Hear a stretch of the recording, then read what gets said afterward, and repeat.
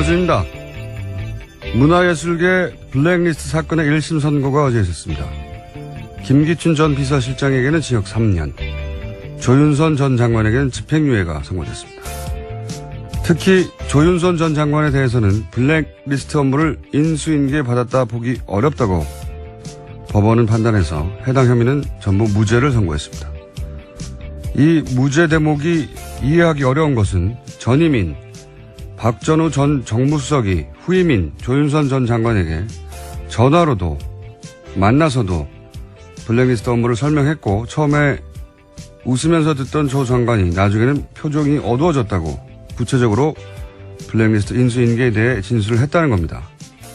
전임이 인수인계했다고 하는데 후임이 안 받았다는 게 저는 이해가 안 갑니다.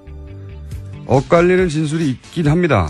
정관주 전 문체부 1차관은 조 전 장관에게 보고했다면 지원 배제 업무가 중단될 수도 있었는데 그러지 못해서 후회된다는 진술을 했습니다. 하지만 그 진술은 자신은 보고하지 않았다는 것이지 그 누구도 조 전 장관에게 블랙리스트 업무를 인수인계하지 않았다는 말이 아니지 않습니까? 또 자신이 보고를 했다면 중단될 수 있었을 텐데 하는 것은 실제로는 실행되지 않은 자신만의 생각이고 후회지. 그게 어떻게 조 전 장관이 그 업무에 책임이 없다는 근거가 될 수 있는지. 조윤선 전 장관 블랙리스트 혐의 무죄. 이거 저만 이해가 안 가는 건가요? 김어준의 의문이었습니다. 이 선고는 크게 화제가 되고 있어요. 블랙리스트 네, 관련. 그렇죠. 자, 간단하게 일단 사실관계를 요약해 주세요. 네, 문화예술계 블랙리스트 작성하고 집행하도록 지시한 김기춘 전 비서실장에게는 실형이 선고됐습니다. 블랙리스트의 실체를 법원이 인정한 건데요. 김기춘 전 실장에게 징역 3년을 선고했습니다. 또 김종덕 전 문화체육관광부 장관은 징역 2년, 신동철 전 청와대 국민소통비서관과 정관주 전 문체부 1차관, 김상렬 전 교육문화수석은 징역 1년 6개월의 실형을 선고받았습니다. 김소영 전 청와대 문체비서관만 징역 1년 6개월에 집행유예 2년을 선고받았습니다. 저는 이제 특히 이 대목이 더 이해가 안 가는 거죠. 그러니까 전임 장관은 징역, 그리고 그 차관은 또 징역. 그런데 후임인 장관은 본인을 건너뛰었다는 거잖아요. 예. 이것도 이해가 안 가고 전임 정무수석도 인수인계를 했다고 하고 전임 정무비서관도 안다고 하는데 후임 정무수석은 자기는 인수인계를 안 받았다는 거잖아요. 네, 자신과 함께 근무했던 정무수석실 시절에 다른 비서관들은 실형이 나온 건데요. 조윤선 전 장관만 무죄가 나온 겁니다. 본인만 빠진 거예요. 함께 일을 했었다고 봐야 될 텐데요. 저는 이게 참 이해가 안 가는데 다른 사람들이 다 무죄도 아니고요. 예. 본인이 정무수석 되기 직전 정무수석이 인수인계했다고 하고 본인이 장관 되기 직전 장관은 구속됐고 본인이 장관일 때 차관도 구속됐고 본인이 수석일 때 다른 수석도 구속됐는데 본인만 안 된 겁니다. 전 잘 이해가 안 가는데 어쨌든 블랙리스트 관련 혐의는 모두 무죄로 판단했다고 하고 이 관련해서는 저희가 잘 이해가 안 가서 뉴스공장에 법무수석이 있습니다. 네. 법무수석이요? 네. 이정렬 전 판사님 부장판사 출신쯤 되면은 요 사안에 대해서 궁금증을 풀어주실 수 있을 것 같아서 저희가 잠시 후에 미디로 연결해 보겠습니다. 근데 많은 분들이 이해가 잘 안 가는 것 같아요. 예. 왜 무죄인가 하는 기사도 그래서 많이 나왔어요. 네, 재판부가 그 관련 간략하게 설명했습니다. 말씀을 좀 드리자면요. 조윤선 전 장관이 정무수석 부임 당시 비서관들과 공모해서 지원 배제를 승인했다고 보기에 부족하고 정무수석실이 관여를 했다고 해도 보고를 받거나 관련 지시를 했다고 인정하기에 부족하다. 그러니까 증거가 부족하다라는 취지의 이야기를 했습니다. 아니 이게 본인이 정무수석이 되기 이전에 계획되고 실행된 거죠. 하지만 본인이 있는 동안도 계속 실행이 됐거든요. 예. 그러니까 본인이 승인할 필요가 없죠. 애초에 본인이 있기 전에부터 승인돼서 시작되고 있었는데 승인하지 않았다는 게 무죄의 이유는 될 수 없는 것 같고 그럼 본인이 이제 이 사실을 알고 있었느냐.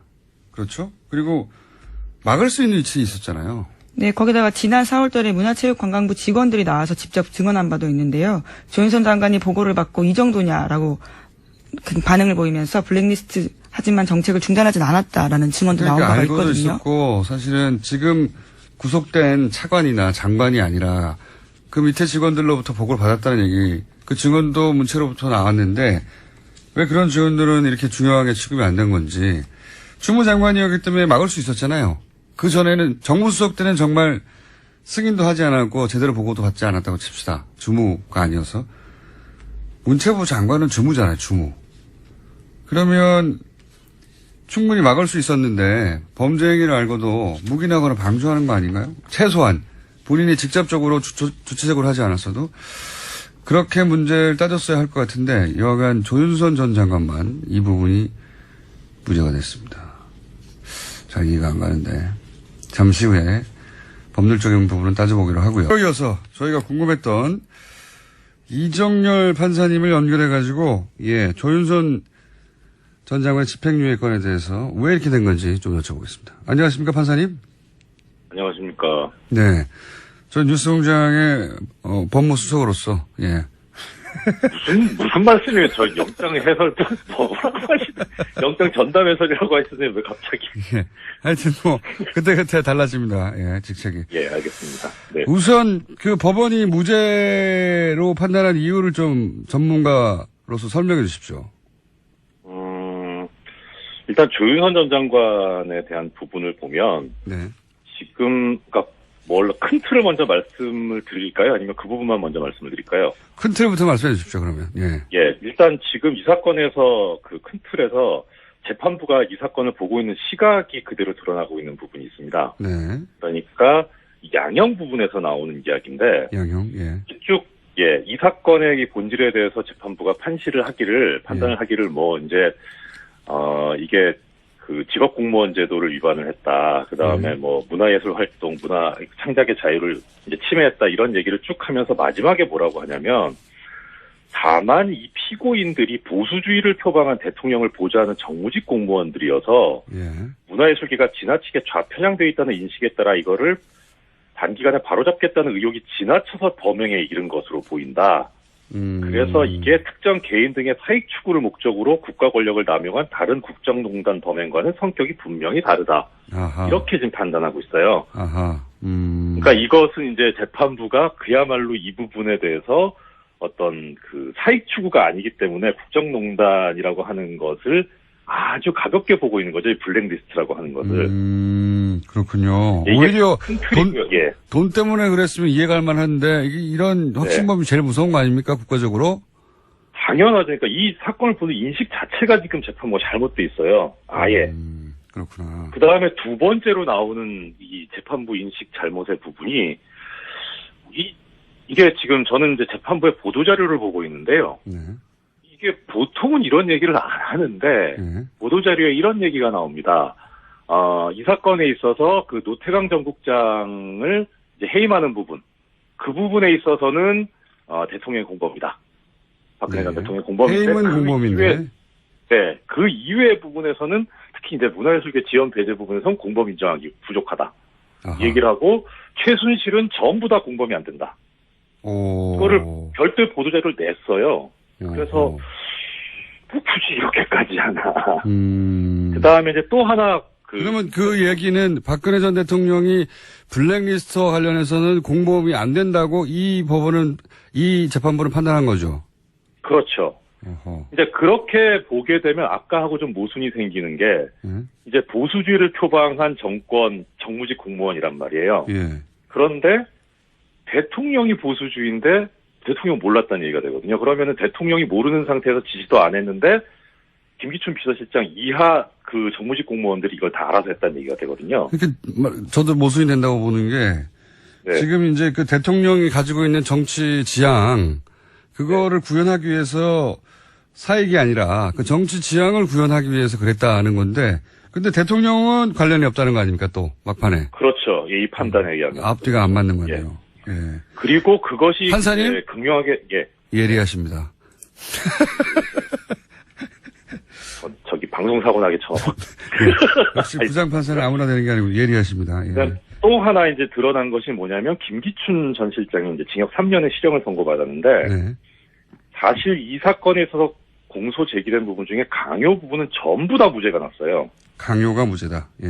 네, 전부 다 무죄가 났고 직권남용 부분도 상당한 부분 무죄가 났는데 그럼에도 불구하고 3년이 선고가 됐어요. 이게 어떻게 보면 이제 일반 국민들 입장에서는 이 3년 너무 낮다라고 판단하실 수 있는데, 예.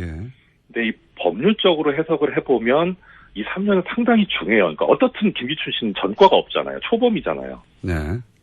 예, 초범인데다가 이 기소된 범죄 사실 중에 상당 부분 무죄가 났고 일부만 지금 유죄가 났는데 그걸 실형 3년을 선고한다는 건 상당히 무거운 거거든요. 그러면은 이 재판부의 판단은 아까 그 부분이랑 궤를 같이 한다고 보여요. 그러니까 이것은 박근혜 최순실까지 가는 부분이 아니라 김기춘서부터 시작된 거다. 이렇게 막아버린 거죠. 그러니까 김기춘 전 실장에 대한 형이 너무 높아요. 행간에 지금 그런 그 해석이 깔려 있는 거군요. 인식이. 네. 예. 그러니까 이게 쭉 나오는 것 같아요. 그러니까 박근혜 전 대통령은 공범이 아니고 이것은 김기춘 전 실장이 기획해서 실행한 것이고 그러므로 김기춘 전 비서실장이 책임이 크고 그리고 나머지 그 사람들 중에 특히 조윤선 전 장관은 상관이 없다 여기에. 왜냐하면 김기춘 전 실장이 직접 조윤선 정무수석이 오기 전에 계획을 해서 실행하고 있던 거였기 때문에 이렇게 논리를 구성한 거군요. 네. 그렇죠. 그 말씀 드렸어야 되는데 먼저 공장장님께서 말씀하신 정말 예리하십니다. 선사님 서로 이런 얘기를 이제 하지 않는 것으로. 자 그러면 제가 궁금한 건 이겁니다. 네. 그럼 쉬운 말로 하면 판결 들으면 그러면 김기춘 비서실장은 지시하고 승인했지만 조윤선 정무수석은 건너뛰었고 그리고 그 아래 비서관들이 했다는 소리가 되는 거 아닙니까? 네, 그렇죠. 이게 진짜 이상한 상황인데. 한 부분은 이제 이거는 이제 저는 동의할 수 없지만 판결문의 논리를 말씀드리겠습니다. 그러니까 아까 이제 공장장님께서 말씀하신 것처럼 이제 건너뛰게 되는데 이것이 왜 그러냐면 첫째는 이제 전 정무수석이 있던 시절에 기획되고 문건이 작성이 되고 쭉 이제 실행이 되기 시작했어요. 예. 그러면은 일단 이 소관 업무는 문화계 블랙리스트이기 때문에 교육문화수석실 소관입니다. 예. 가장 큰 이제 주범이 되는 주축이 되는 부서는 교육문화수석실이고요. 그렇죠. 다만 이제 여기서 이 정부적인 어떤 판단을 하려고 했는지 정무수석실이 개입을 합니다. 이제 총괄 기획을 하죠. 정무 쪽에서 이제 소위 말해서 정치적 판단, 정무적 판단 이런 걸 그렇죠. 했겠죠. 예. 예, 그렇죠. 그런데 지금 이 상황에서 지금 법률적으로 해결이 되려면 전임 정무수석이 후임 정무수석인 조윤선 전 장관에게 이제 인수인계를 하잖아요. 네. 그러면은 일단 그냥 그 시계열적으로 그 단면을 보면 조윤선 전 장관은 아무것도 모르는 상태에서 들어오게 되는 거잖아요. 네. 그러면은 전임 정무수석과 후임 정무수석 사이에는 공범 관계가 있어야 됩니다. 업무 인수인계를 했다고 전임 박전우 전 정무수석이 얘기를 했거든요. 진술을. 그러니까요. 예. 그러니까 공범 관계가 있어야지 그래야지 후임 정무수석이 나중에 이 그 역할 분담에 참여하게 되는 그런 논리성을 가지게 되는데 문제는 이 전임 정무수석은 기소가 되지 않았던 것 같아요. 그 부분이 빠졌고, 네, 저도 그 부분이 좀 이상했고요. 왜냐하면 박전우 전 정무수석은 통화로도 혹은 만나서도 이제 앞으로 할 업무니까 블랙리스트 업무를 후임인 조윤선 전 수석에게 당시 업무를 설명했고 그 얘기를 듣다가 처음에 웃다가 나중에는 심각해져가지고 표정이 어두워졌다. 구체적으로 진술했거든요. 내가 인수인계 했다고. 네, 그렇죠. 그러니까 여기 재판부에서도 그래서 뭐라고 판단하고 있냐면 전임 정무수석 재임 당시에 이런 보고서가 작성이 됐고 그래서 정부에 반대하는 개인 단체를 선별을 해서 지원해서 배제하도록 하는 행위를 하게 했는데 이것에 관해서 의견을 개진을 하고 점검을 한 것으로 의심되는 사정이 인정이 되기는 한다. 이렇게는 써놨어요. 인정이 되기는 하나. 의심이 된다. 예. 그런데 문제는 뭐냐면 지금 여기서 공범은 뭐냐면은 그 정무비서관. 이 정무비서관이 지금 공범으로 돼 있는데 정무비서관은 실제로는 전임 정무수석 하에서 이제 여러 가지 행동을 한 것으로 지금 기소가 돼 있고 그 범죄 사실에도 그렇게 돼 있고요. 그다음에 이 사람하고 지금 후임 정무수석인 조윤선 장관 사이는 별다른 지금 연결고리가 안 보여요. 판결문상으로는. 저도 그게 또 이해가 안 가는 게요. 네. 전임 정무수석도 블랙리스트를 인수인계했다고 하고 그리고 그 정무 비서관도 여기에 혐의가 있고 그리고 네. 특히나 전임 문체부 장관도 구속이 되고 그리고 문체부 차관도 구속이 됐는데 오로지 조윤선 정무수석과 조윤선 문체부 장관만 건너뛰었다고 이게 이야기가 되는 거거든요. 쏙 빠져서. 그러니까 법률적으로 보면 전임 정무수석이 이 지금 공범관계 고리에서 빠져 있는 것이 그러니까 기소 단계에서 그렇게 된 것 같긴 한데 예. 그것이 지금 법률적으로 보면 무죄가 나오게 되는 가장 큰 원인이었던 것 같고 고리가 그것보다 빠졌다. 더 큰 거는 지금 이것을 그러니까 어느 한 순간 시간마다 단편적으로 보게 되면 그런 판단이 가능할 수도 있어요. 있지만 크게 보면 이 조윤선 전 장관이라는 사람은 박근혜 대통령 후보 시절부터 여기에 관여하고 있는 사람이잖아요. 그러니까 큰 아주 그림을 가까운 그리는 사람이고, 네네. 그리고 최종적으로 이 사람이 가는 곳이 문화체육부 장관이거든요. 여기는 완전히 이 블랙리스트를 실행하는 그 손발이 되는 자리에 가게 되잖아요. 그렇죠. 그러니까 기획부터 집행까지 풀코스를 다 담당했던 분인데 그 주요 어느 코스에. 한 단면만 보고 이것이 직권남용이 아니더라고 본 것은 너무 단편적으로 본 거다 재판부가. 그럼 이거 어떻습니까? 그러니까 재판부의 판단을 10분 받아들여서 이전 정무수석과 그 비서실장이 다 결정해 놓았고 그래서 그 루틴이 이미 짜져 있어서 본인이 새로 승인하거나 지시할 내용이 없었다. 그래서 본인을 건너뛰었다라고 인정한다고 하더라도 본인이 그걸 막을 수 있는 위치에 있었잖아요. 문체부 차관으로. 그러니까 알았다는 것까지는 재판부도 인정을 했으니까 적어도 범죄 행위가 자신의 주무부처에서 실행되고 있으면 적어도 그거를 방조한 죄는 물어야 되는 거 아닙니까?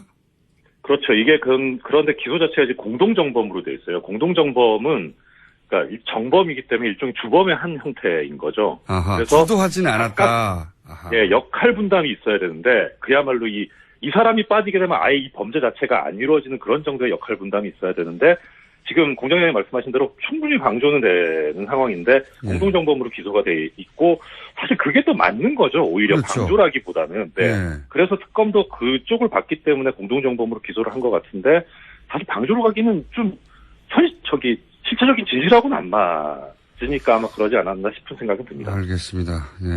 그런 허점들이 있고 기소 단계에서 약간 허점이 있었고 그리고 재판부가 이거 너무 협소하게 판단한 게 아니냐라고 이제 그렇죠. 지적을 하신 거군요. 그리고 이 결과로 박근혜 전 대통령의 공범 혐의를 입증하는데도 어려움이 좀 생겼다.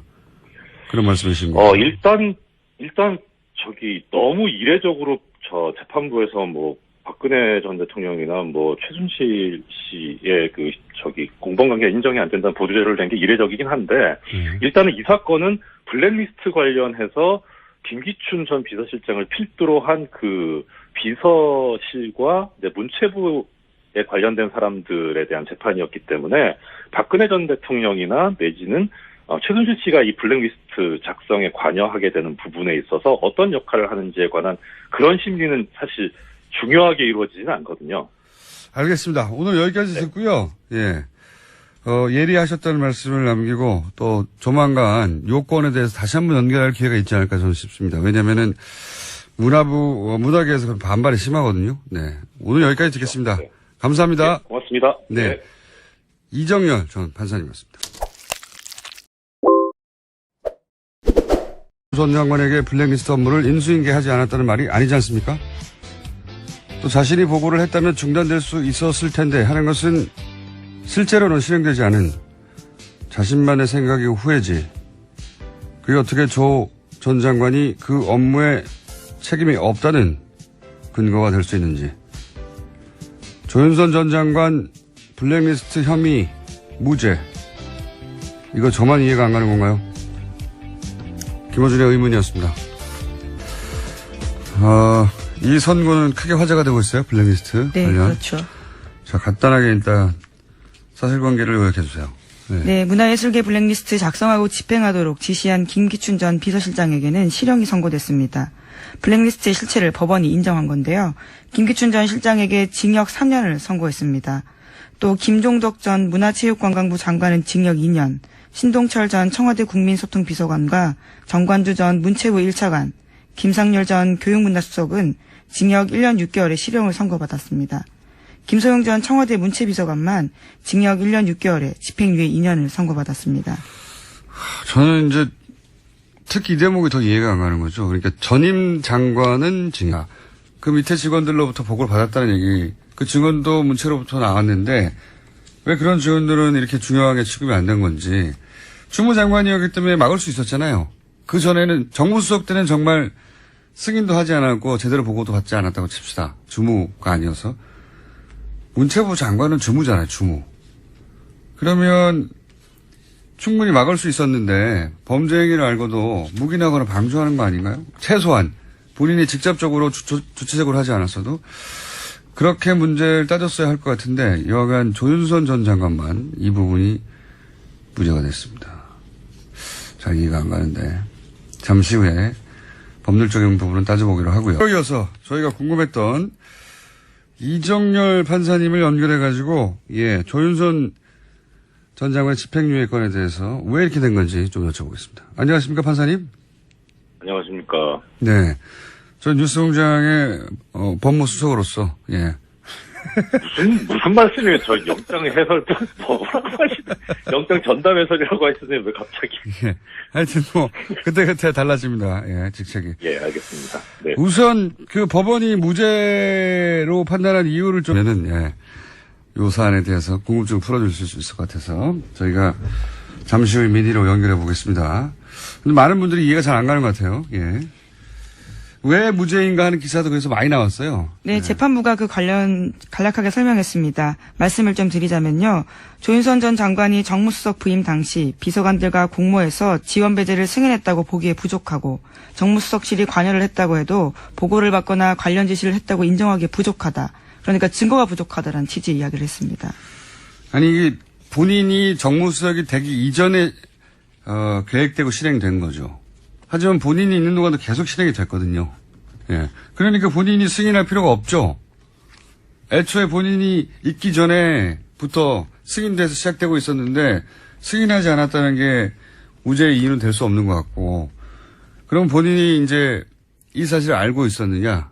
그렇죠? 그리고 막을 수 있는 위치에 있었잖아요. 네, 거기다가 지난 4월달에 문화체육관광부 직원들이 나와서 직접 증언한 바도 있는데요. 조윤선 장관이 보고를 받고 이 정도냐라고 그 반응을 보이면서 블랙리스트 하지만 정책을 중단하진 않았다라는 증언도 나온 바가 있거든요. 알고도 있었고 사실은 지금 구속된 차관이나 장관이 아니라 그리고 그 차관은 또 징역.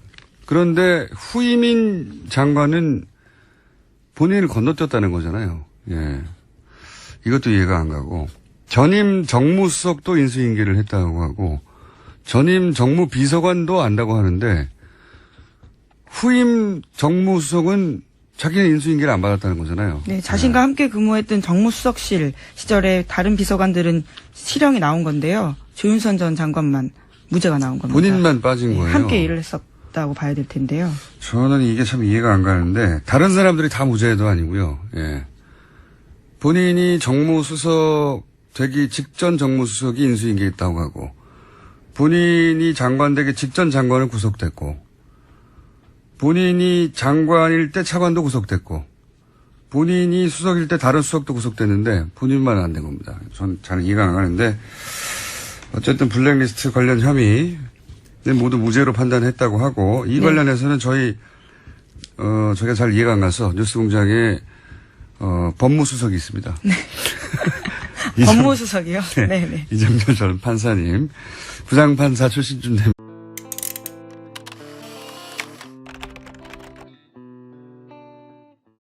입니다. 문화예술계 블랙리스트 사건의 1심 선고가 어제 있었습니다. 김기춘 전 비서실장에게는 징역 3년, 조윤선 전 장관에게는 집행유예가 선고됐습니다.